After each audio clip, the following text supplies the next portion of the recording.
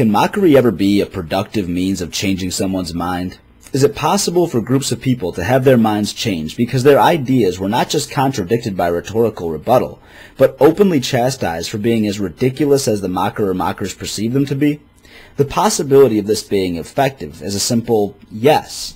The best methods for, and wisdom of the consistent use of such mockery fall beneath somewhat murkier waters. The potential effectiveness of lambasting those you consider to take a ridiculous position is demonstrably evident.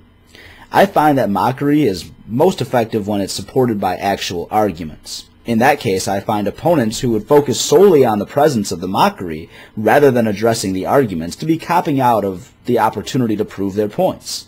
Even when that mockery is not supported by thoughtful arguments, it can still be indirectly responsible for the holder of an opposing opinion to change his or her mind. Plenty of otherwise intelligent people do hold unintelligent positions on some things.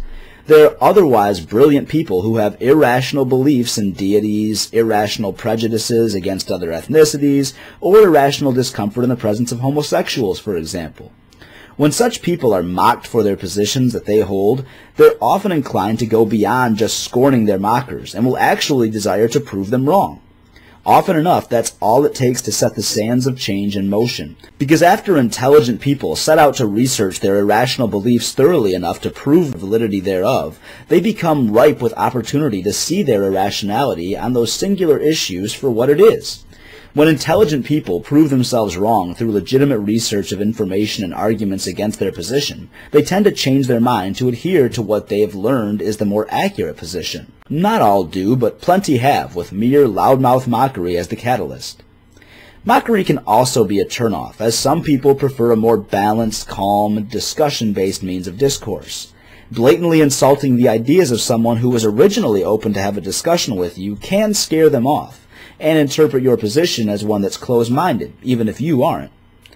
This is why I don't consider the brash and mocking technique to be useful all the time. No one person should use it exclusively in an effort to change minds throughout their entire lives.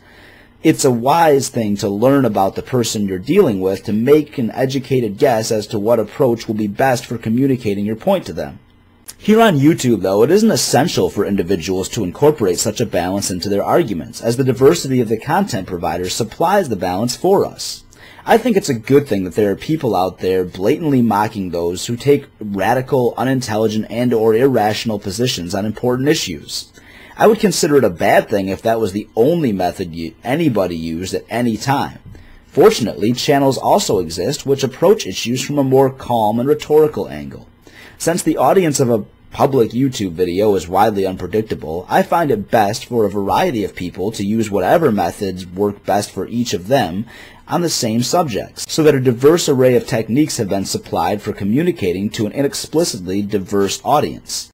Different people communicate best with and respond best to different methods. So in an open marketplace for ideas, I'm glad that there's a variety of techniques used to communicate good ideas to a diverse global audience, even if it does ruffle a few feathers.